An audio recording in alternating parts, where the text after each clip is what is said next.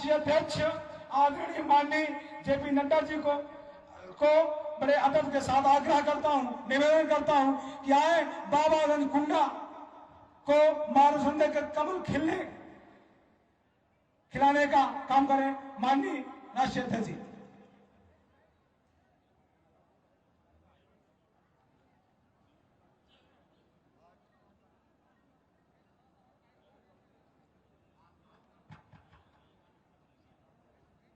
आज के इस विशाल जनसभा में मंच पर उपस्थित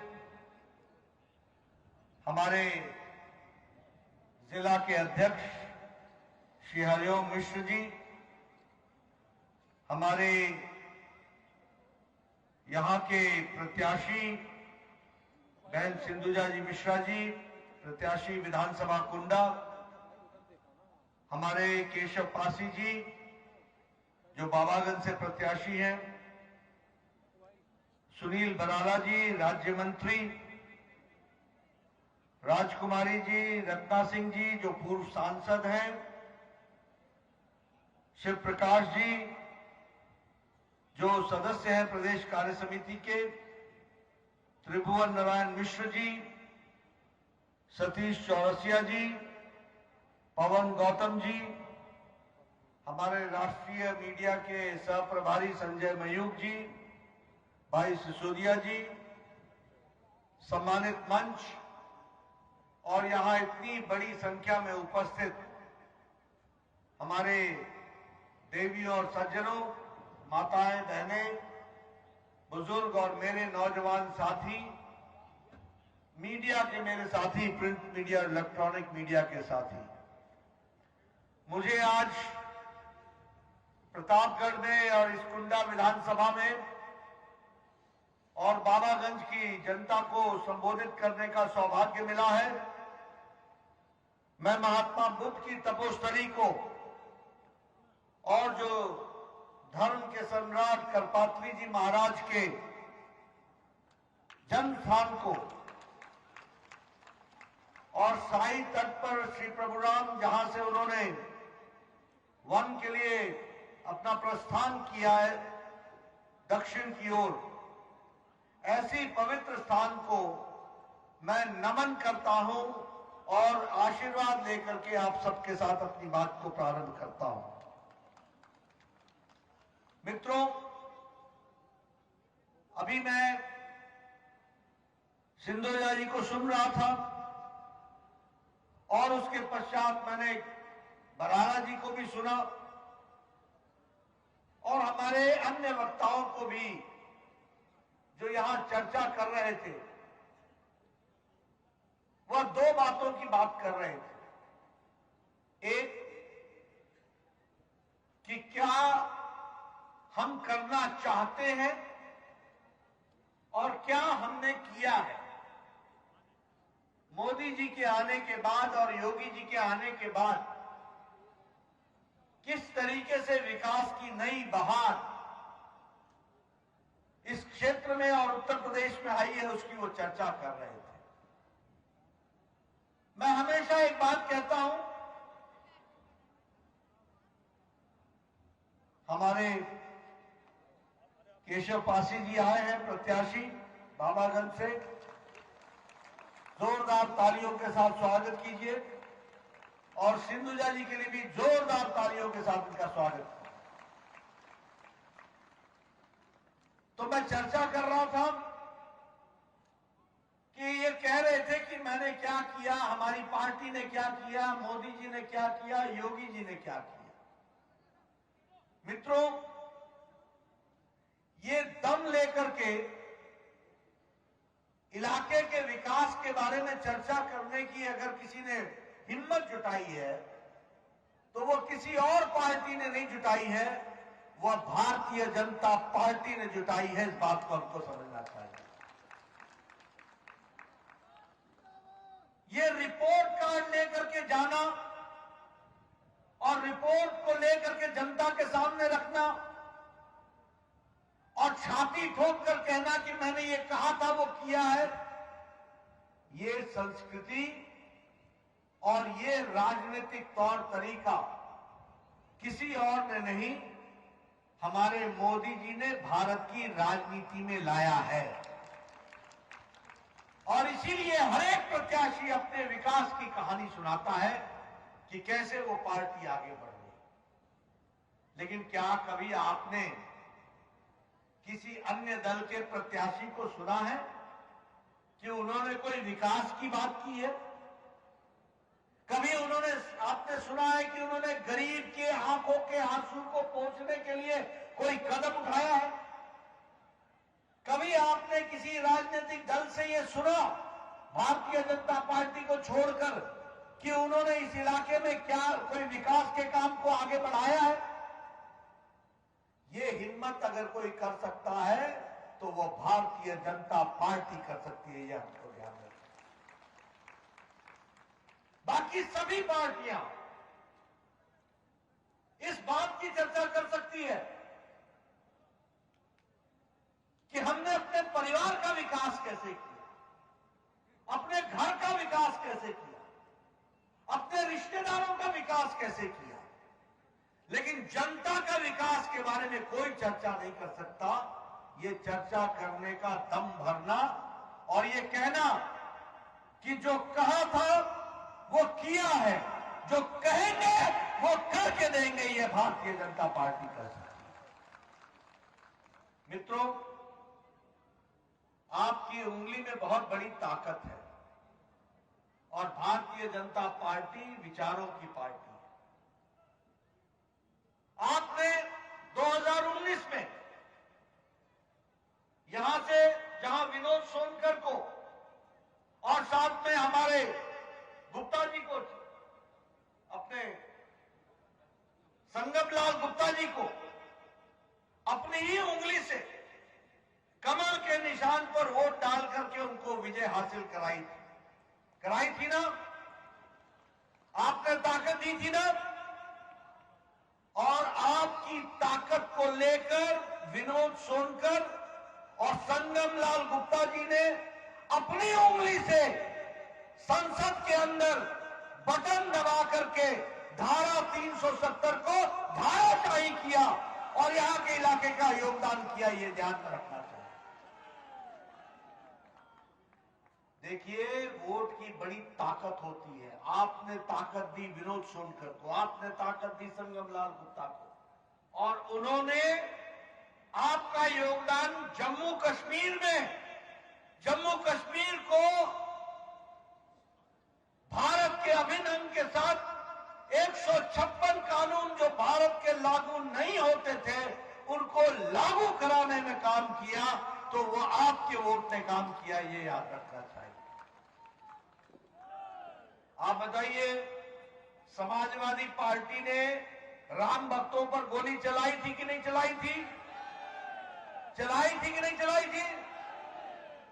कांग्रेस पार्टी ने राम जन्मभूमि के विषय को लटकाया था कि नहीं? अटकाया था कि नहीं? भटकाया था कि नहीं? आज ये अलग बात है कि वो खुद लटके पड़े हैं, अटके पड़े हैं, भटके पड़े हैं। लेकिन आपने अगर अपनी उंगली से कमल के निशान पर वोट दिया तो मोदी जी ने भी इस बात की चिंता की कि सुप्रीम कोर्ट में फैसला आया और लटका हुआ काम समाप्त हुआ और अब भव्य राम मंदिर बन रहा है। ये परिस्थिति लाकर के खड़ी की। मित्रों, आपको मालूम होगा कि सुप्रीम कोर्ट कहती थी कि 13वीं शताब्दी का काला कानून जो मुस्लिम महिलाओं के लिए दंश साबित हो रहा है, 3 तलाक, इसको समाप्त करना चाहिए। किसी में हिम्मत नहीं थी। लोग तुष्टीकरण की राजनीति में दबे हुए थे, किसी में ताकत नहीं थी।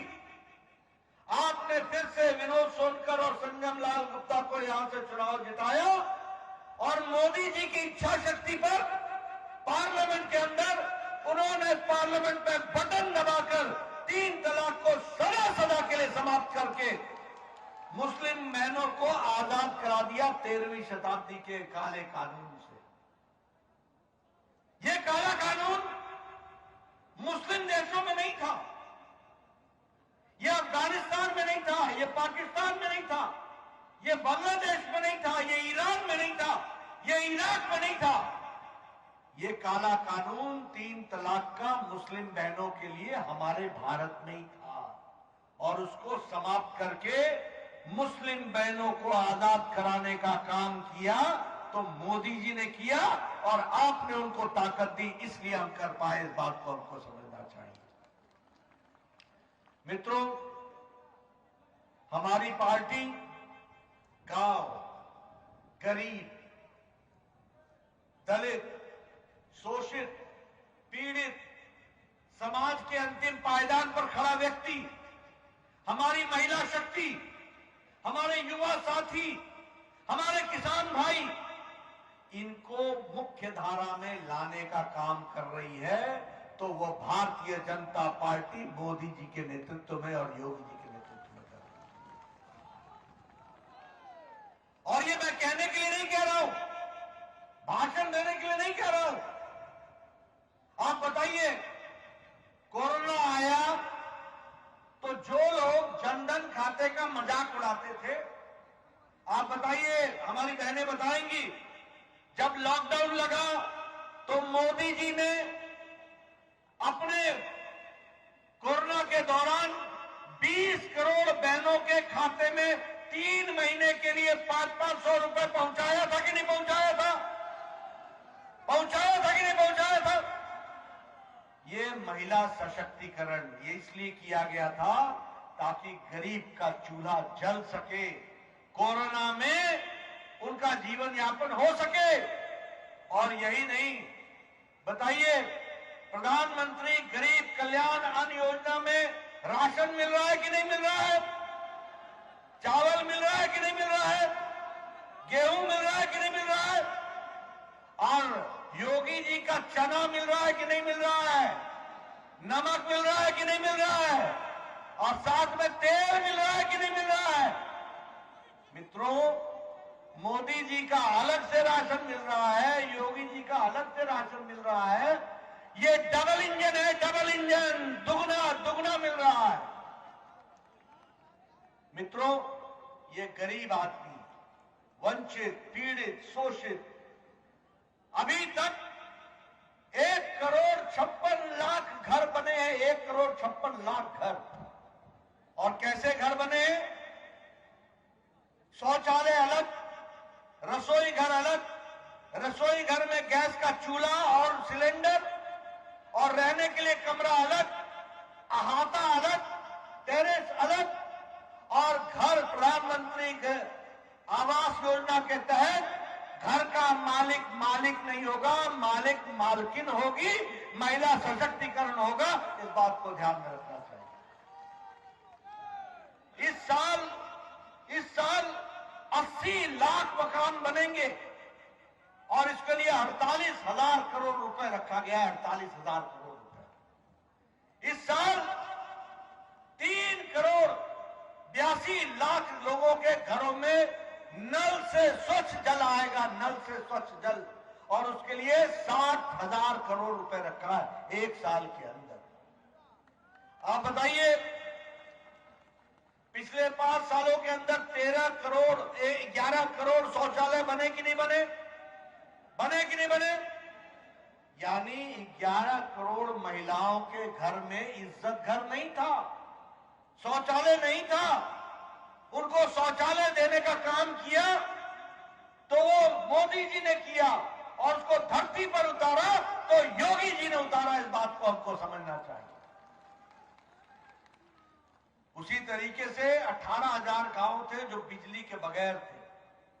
यहां प्रतापगढ़ में भी सैकड़ों के हिसाब से गांव ऐसे थे जहां बिजली नहीं थी, और मोदी जी ने योगी जी के साथ मिलकर और मोदी जी के आशीर्वाद और योगी जी का काम 1000 दिन के अंदर सारे उत्तर प्रदेश में अब कोई भी गांव बिना बिजली के नहीं रह गया है। ये हमको याद रखना चाहिए। 2.5 करोड़ घरों को बिजली पहुंचाई गई, 2.5 करोड़ घरों। आयुष्मान भारत, यहां बैठे हमारे बराला जी दिल्ली दौड़े रहते थे, हजूर इनको देखिए, भाई जी को देखिए, इनके दिल का ऑपरेशन होना है। सिंधुजा जी बोलती थी कि इनका किडनी का ऑपरेशन होना है। हमारे केशव पासी जी बोलते थे इनका किडनी का ऑपरेशन होना है, दिल का ऑपरेशन होना है, इसको कैंसर हो गया है, पैसा दिलवाइए, पैसा दिलवाइए। गरीब आदमी का अगर किसी को कैंसर हो जाए या दिल की बीमारी हो जाए या किडनी खराब हो जाए तो उस घर का खेत बिक जाता था, मकान बिक जाता था। लेकिन मोदी जी ने 50 करोड़ लोगों के लिए, यानी भारत की 40% आबादी के लिए हर साल गंभीर बीमारी से लड़ने के लिए 5 लाख रुपए का गंभीर बीमारी के इलाज के लिए व्यवस्था की है प्रति परिवार। 2.5 करोड़ लोगों ने अपना इलाज करा लिया है, उनको नई जिंदगी मिल गई है। 50 करोड़ लोगों को ये गोल्डन कार्ड मिला है और ये हर साल 5 लाख रुपए मिलता है। अगर मान लीजिए कि आपके परिवार ने इस साल 2 लाख रुपए का इलाज करा लिया और 3 लाख रुपए आपके पास पड़े हैं, तो अगले साल मोदी जी का फिर से 2 लाख रुपए आ जाएगा और फिर आप 5 लाख रुपए खर्च करने के लिए तैयार हो जाइएगा। ये व्यवस्था की गई। मित्रों, ये बदलता हुआ भारत है कि नहीं है? ये बदलता हुआ उत्तर प्रदेश है कि नहीं है? ये बदलता हुआ प्रतापगढ़ है कि नहीं है? और किन लोगों का इलाज हो रहा है? गरीब लोग, रिक्शा वाला, फेड़ी वाला, रेड़ी वाला, सब्जी वाला, ठेले वाला, ऑटो रिक्शा वाला, क्लीनर, लिफ्टमैन, बैरा, वेटर, बाल काटने वाला, कूड़ेदान से प्लास्टिक उठाने वाला, वो गरीब आदमी जो कभी अस्पताल में इलाज करने की बात सोच नहीं सकता था, आज वो 5 लाख रुपए का गोल्डन कार्ड मोदी जी का लेके घूमता है और इलाज कराने के लिए 5 लाख रुपए की व्यवस्था उसके पॉकेट में होती है। इस बात को समझना चाहिए। इसलिए मित्रों, जब मैं ये बात करता हूं, आप बताइए 11 करोड़ शौचालय बनिया तो महिलाओं का सशक्तिकरण हुआ कि नहीं हुआ? महिलाओं को ताकत मिली कि नहीं मिली? इस साल युवाओं को 1 साल के अंदर इस बार के बजट में 60 लाख नौकरियां मिलेंगी। 60 लाख 1 साल के अंदर, 60 लाख नौकरियां। इसलिए युवा हो या फिर और किसी दृष्टि से हो, हमेशा विकास का काम किया है तो भारतीय जनता पार्टी और मोदी जी और योगी जी की सरकार ने किया। आप बताइए, आपके यहां 4 लेन सड़क बन रही है कि नहीं बन रही है? कहीं गंगा एक्सप्रेसवे, कहीं बुंदेलखंड एक्सप्रेसवे, कहीं पूर्वांचल एक्सप्रेसवे, कहीं पर गोरखपुर लिंक एक्सप्रेसवे। आप बताइए, सीधे प्रयागराज के लिए सड़क जा रही है कि नहीं जा रही है? 4 लेन सड़क है कि नहीं है? मित्रों, ये सड़क नहीं है, ये विकास की गंगा है, विकास की गंगा। आप बताइए, यहां डिफेंस कॉरिडोर उत्तर प्रदेश में बन रहा है कि नहीं बन रहा है? आप बताइए, अयोध्या इंटरनेशनल एयरपोर्ट हो गया कि नहीं हो गया? लखनऊ इंटरनेशनल एयरपोर्ट हो गया कि नहीं हो गया? कुशीनगर इंटरनेशनल एयरपोर्ट हो गया कि नहीं हो गया? और अब उत्तर प्रदेश एशिया का जेवर में सबसे बड़ा एयरपोर्ट बन रहा है, तो वो उत्तर प्रदेश में बन रहा है। यही नहीं, लखनऊ में अटल मेडिकल यूनिवर्सिटी, गोरखपुर में all India institute of medical sciences, आपके यहां भी मेडिकल कॉलेज की स्वीकृति हुई है। आपके यहां भी विकास के लिए हर एक दृष्टि से काम चल रहा है, सड़कों का जाल बिछ रहा है। जब मोदी जी प्रधानमंत्री बने थे, उस समय उत्तर प्रदेश में 22-23 करोड़ की जनसंख्या में सिर्फ 15 मेडिकल कॉलेज थे। आज 59 मेडिकल कॉलेज है, 59 मेडिकल कॉलेज। ये विकास की कहानी है मित्रों। इसीलिए मैं आपसे ये निवेदन करने आया हूं कि विकास का चैंपियन है तो वो हमारी सरकार है। मित्रों,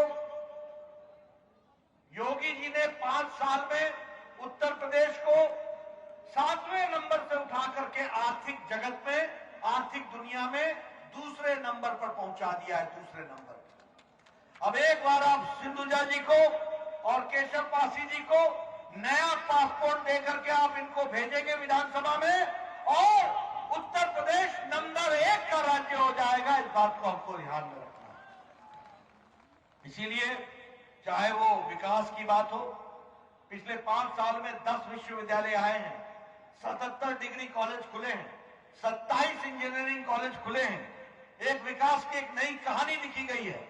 और अभी तो किसानों के लिए जब आप पासी जी को और सिंधुजा जी को भेजेंगे तो किसानों के लिए सिंचाई में बिजली मुफ्त मिलेगी और मुफ्त उनकी सिंचाई होगी। इस बात की व्यवस्था की जाएगी। भारत माता की। और बहनों के लिए स्कूटी, पढ़ाई के लिए, कॉलेज जाने के लिए, स्कूल जाने के लिए। आप बताइए, समाजवादी पार्टी में महिलाओं पर अत्याचार होता था कि नहीं होता था? बहनें असुरक्षित थी कि नहीं थी? अब योगी जी के राज में पूरी आजादी के साथ स्कूटी पर बैठ करके कॉलेज जाएंगी और पढ़ करके आगे बढ़ेंगी। ये उत्तर प्रदेश बनने वाला है। 2 करोड़ नौजवानों को लैपटॉप और टैबलेट मिलेगा पढ़ाई के लिए, 2 करोड़ बहनों भाइयों को। उसी तरीके से ये जो माफिया राज है ना, माफिया राज, इसको जड़मूल से समाप्त किया है और आगे और समाप्त करेंगे। उत्तर प्रदेश में माफिया को चलने नहीं देंगे। आप चाहते हैं ना कि उत्तर प्रदेश से माफिया समाप्त हो? उत्तर प्रदेश से माफिया समाप्त हो? मित्रों, अब योगी जी ने तय किया है कि एंटी टेररिस्ट, एंटी गुंडा कमांडो स्क्वाड, इसका ट्रेनिंग सेंटर बनेगा। और कहां बनेगा? देवबंद में बनेगा, मेरठ में बनेगा, रामपुर में बनेगा, आजमगढ़ में बनेगा, कानपुर में बनेगा, बहराइच में बनेगा। और माफिया राज को और आतंकवादियों को जड़मूल से समाप्त किया जाएगा। उत्तर प्रदेश से इसका काम होगा। आज अखिलेश जी वोट मांग रहे हैं, कहते हैं कि हमको वोट दो, और आजकल वो विकास की बातें कर रहे हैं। अभी तक तो उन्होंने परिवार का ही विकास किया, अब उनको सुध आई कि उत्तर प्रदेश का विकास किया जाए। मित्रों, ये विकास नहीं करेंगे, ये विकास की जगह पर विनाश लाएंगे। याद रखना, विनाश। और फिर भाषण के लिए नहीं बोल रहा हूं मैं तथ्यों के साथ बोल रहा हूं।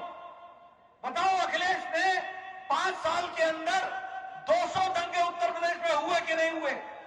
हुए कि नहीं हुए? और योगी जी के राज में एक भी दंगा नहीं हुआ, एक भी दंगा नहीं। आप बताइए, अखिलेश जी के राज में मुजफ्फरनगर का दंगा हुआ था कि नहीं हुआ था?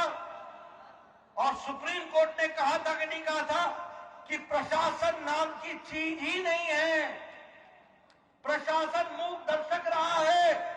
सुप्रीम कोर्ट ने कहा था, उन्होंने कहा था कि अखिलेश की सरकार दंगा को कंट्रोल करने में बिल्कुल विफल रही है। 92 लोग मारे गए थे, 5000 लोग घर छोड़कर भागे थे, कैराना में 60 लोग अपनी जमीन बेच के पलायन कर गए थे।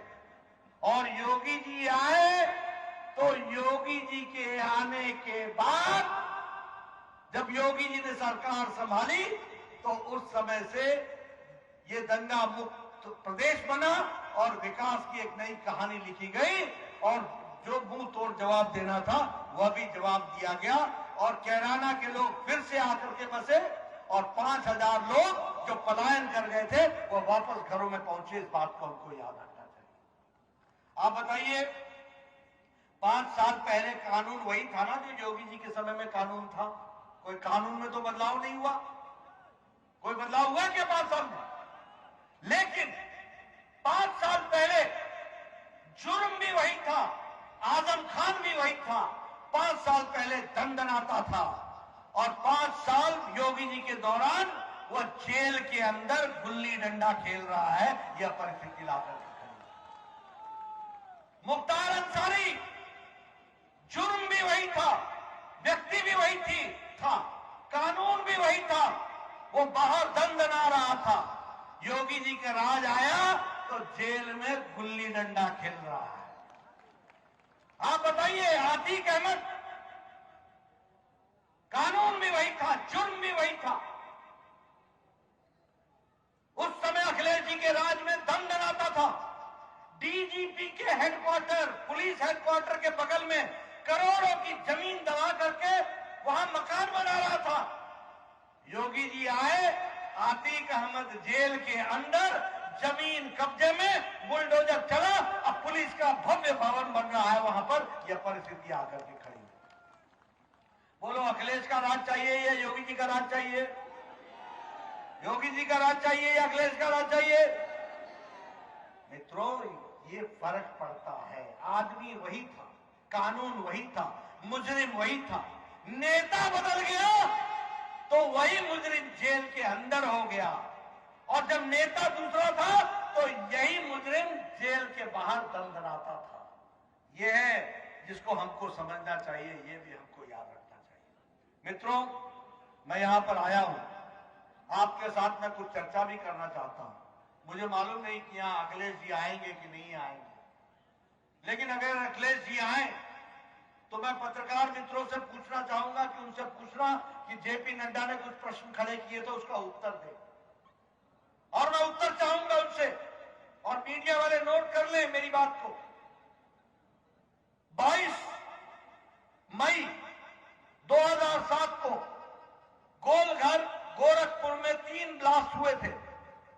एक ब्लास्ट बलदेव प्लाजा पर हुआ था, एक गणेश चौराहा पर हुआ था, एक जलकल बिल्डिंग में हुआ था। 3 ब्लास्ट हुए थे एक साथ। 15 लोग मारे गए, 50 लोग घायल हुए। इसके साथ साथ 23 नवंबर 2007 को कचहरी में ब्लास्ट हुआ था। एक अयोध्या में हुआ था, एक लखनऊ में हुआ था, और एक वाराणसी में हुआ था। इसमें भी 25 लोग मारे गए थे। इंडियन मुजाहिदीन और हरकत उल इस्लाम जमायती, इन लोगों ने उसकी जिम्मेवारी ली थी और कहा था कि हम हैं। इंडियन मुजाहिदीन ने कहा था कि जो दशा से घाट पर बम ब्लास्ट हुआ था, जो श्रमजीवी ट्रेन पर बम ब्लास्ट हुआ था, जो नई दिल्ली के सरोजनी नगर में या गोविंदपुरी में और पहाड़गंज में बम ब्लास्ट हुआ था, और जो मुंबई के लोकल ट्रेन में बम ब्लास्ट हुआ था, और जो संकट मोचन में बम ब्लास्ट हुआ था, ये सारे बम ब्लास्ट की जिम्मेवारी हम लेते हैं, यानी इंडियन मुजाहिदीन। और 2 लोग पकड़े गए थे।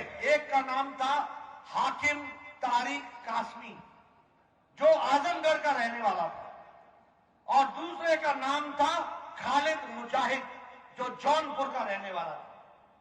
दोनों के खिलाफ केस चला।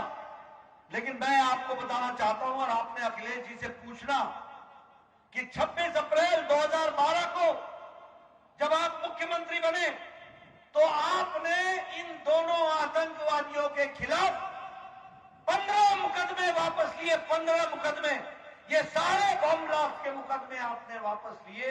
ये आपने मुख्यमंत्री बतौर काम किया। बोलो, ऐसे मुख्यमंत्री को मुख्यमंत्री रहने दोगे क्या? बनाओगे क्या ऐसे मुख्यमंत्री को जो आतंकवादियों को छोड़े? और मैं तारीख बता रहा हूं, 26 अप्रैल 2012 मुख्यमंत्री के आदेश से आतंकवादी केस को वापस लिया गया, और इलाहाबाद हाईकोर्ट ने कहा मुख्यमंत्री तुम केस वापस नहीं ले सकते हो, ये आतंकवादी का मुकदमा है, और इस आतंकवादी मुकदमा भारत के कानून के तहत इस पर ट्रायल होता है, तुम वापस नहीं ले सकते हो। मुकदमा चला, और गोरखपुर के स्पेशल कोर्ट ने 4 जिंदगियों तक आजीवन कारावास की सजा सुनाई। 4 जिंदगियों तक। मैं अखिलेश जी से पूछना चाहता हूं, क्या शपथ ली थी तुमने? मैं ईश्वर की शपथ लेता हूं कि मैं संविधान की रक्षा करूंगा। क्या किया तुमने? तुमने ये किया कि मैं ईश्वर की शपथ लेता हूं कि मरते दम तक आतंकवादियों की रक्षा करूंगा, आतंकवादियों की रक्षा करूंगा। ऐसे आदमी को मुख्यमंत्री बनाओगे क्या? ऐसे आदमी को मुख्यमंत्री बनेंगे क्या? मैं एक और घटना सुना देता हूं आपको, और मैं चाहूंगा मीडिया वालों, मैं जब उतरता हूं तो मेरे आगे तो माइक रख के बार बार पूछते हो, जरा अखिलेश जी के भी आगे माइक लगा करके पूछना और मैं फिर तारीख बताता हूं आपको, 31 दिसंबर नोट कर लो 2007 की रात और 1 जनवरी 2008 की सुबह रामपुर के सीआरपीएफ के कैंप पर AK-56 के साथ आतंकवादियों ने हमला किया। यही रामपुरा का उत्तर प्रदेश। 7 सीआरपीएफ के जवान मारे गए, 7 माताओं के कोख सूनी हुई, 7 बहनें विधवा हो गई, 7 परिवार के बच्चे अनाथ हो गए। यूपी के स्पेशल टास्क फोर्स ने और एनआईए ने एक व्यक्ति को पकड़ा नेपाल और भारत के बॉर्डर पर, जिसका नाम था शहाबुद्दीन। यह शहाबुद्दीन लश्कर तैयबा का कमांडर था, इंडिया का, भारत का कमांडर इन चीफ था। इससे जब पूछताछ हुई तो 7 लोग मुजरिम पकड़े गए, 7 लोग। इसका भी अखिलेश जी ने रामपुर आतंकवादी घटना का भी केस 26 अप्रैल 2012 को वापस लिया। इतनी घिनौनी हरकत, इतनी देश से दुश्मन, देश के विरोधी हरकत एक मुख्यमंत्री करे। मेरा चार्ज है, मैं आरोप लगा रहा हूं कि एक मुख्यमंत्री आतंकवादियों को पनाह दे, आतंकवादियों को बचाए और केस वापस ले। इलाहाबाद हाईकोर्ट ने केस को वापस करने से मना कर दिया। केस चला और 4 लोगों को सजाए मौत हुई और 3 लोगों को आजीवन कारावास हुआ। यानी जिसको न्यायालय सजाए मौत देता है उसको, और क्या कहा अखिलेश जी ने ऑर्डर में लिखा है कि सामाजिक सद्भाव के कारण मैं केस वापस कर रहा हूं। वाह रे वाह, आतंकवादियों के लिए काम करने वाले अखिलेश बाबू, वाह रे वाह। आपके जैसा तो मैंने देशभक्ति नहीं देखा, आपके जैसा तो मैंने राष्ट्रभक्ति नहीं देखा। ये उत्तर प्रदेश की आप सेवा कर रहे हो, आप बताओ ये उत्तर प्रदेश के पीठ पर खंजर भोंकने का काम है कि नहीं है? है कि नहीं है? ये उत्तर प्रदेश की जनता के साथ धोखा है कि नहीं है? ये भारत की जनता के साथ धोखा है कि नहीं है? ऐसे लोगों को घर बैठाना ये जिम्मेवारी है, आपने याद रखना। और केशव बाबू को और सिंधुजा जी को काम देना ये आपकी जिम्मेवारी है। और इसीलिए मैं आपसे ये बात कहने आया हूं। मैं यहां पर कांग्रेस पार्टी के बारे में चर्चा करूं, उसकी कोई आवश्यकता ही नहीं। न 3 में न 13 में बोले तो बोले क्या, किसी काम के नहीं। अब ये भी न ये राष्ट्रीय कांग्रेस रह गई है, न ये राष्ट्रीय रही है और न ये भारतीय रही है। ये तो अब भाई बहन की पार्टी हो गई, बाकी तो सब डफली बजाने के लिए है। लेकिन मित्रों, मैं यहां आया हूं तो मैं एक बात आपको बता देना चाहता हूं कि जहां हम माफिया राज को समाप्त करेंगे, मेरी बात नोट कर लेना, वहां हम गुंडा राज को भी समाप्त करेंगे, इसको भी आपने याद रखना। और इसलिए कानून का राज होगा और कानून से ऊपर कोई नहीं होगा। कानून के राज के लिए केशव बाबू को और सिंधुजा जी को भेजने का काम आपका होगा, बाकी काम हमारा होगा, ये आपको मैं बताना चाहता हूं। बोलिए, साथ मिलेगा ना? साथ मिलेगा ना? कमल के निशान पर बटन दबेगा ना? मित्रों, यह आपकी जिम्मेवारी है। ये प्रतापगढ़ की आवश्यकता के लिए जिम्मेवारी है, ये इलाके के लिए जिम्मेवारी है, ये कुंडा को आगे बढ़ाने की जिम्मेवारी है, ये विकास के लिए नए चीजों को आगे लाने की जिम्मेवारी है। और इसीलिए मैं आपसे निवेदन करना चाहता हूं, आप बताइए, यहां मेडिकल कॉलेज का कंस्ट्रक्शन का काम चल रहा है कि नहीं चल रहा है? चल रहा है कि नहीं चल रहा है? ओपनिंग हो गई, आप हमसे एक कदम आगे हैं, आपने ओपनिंग भी कर डाली, आपको बहुत बहुत धन्यवाद। आप चिलबिला का फ्लाईओवर है, उसका काम चल रहा है कि नहीं चल रहा है? वो भी चालू हो गया। मतलब आप एक कदम आगे ही हैं। और जब आप बीजेपी का साथ नहीं मिला, तब ये विकास हो रहा है। एक बार साथ दे करके तो देखो, पूरा का पूरा विकास आगे बढ़ जाएगा। इस बात को हमको समझना चाहिए। इसलिए मित्रों, मैं आपका ज्यादा समय नहीं लूंगा, धूप बहुत है। इतनी धूप में हमारी माताएं बहनें आकर के बैठी है, मैं आपका बहुत बहुत धन्यवाद करता हूं। आप हमारी बात सुन रही है और हमारे नौजवान साथी धूप में खड़े हैं, इसलिए ज्यादा समय न लेता हुआ आपसे एक ही वायदा लेकर के जाना चाहता हूं। बताइए, बीजेपी को सपोर्ट करेंगे ना? जिताएंगे ना? केशव बाबू को लाएंगे ना? सिंधुजा जी को लाएंगे ना? बहुत बहुत धन्यवाद। जय भारत, जय उत्तर प्रदेश। भारत माता के, भारत माता के, भारत माता के। मोदी योगी, अब चाहूंगा कि हमारे मोदी योगी। आदरणीय सिंहासन सैलानी जी आए हुए सभी हमारे सम्मानित मतदाताओं का, सम्मानित कार्यकर्ताओं का आभार प्रकट करें। आज आए हुए हमारे सभी आदरणीय मतदातागण, हम सबका धन्यवाद देता हूं। आदरणीय जेपी नड्डा जी, सभी पदाधिकारीगण, सभी पत्रकार बंधुओं, इस कठिन परिस्थिति में आप लोग यहाँ पे आके आए, मैं सबका धन्यवाद एवं हार्दिक स्वागत करता हूं। जय हिंद, जय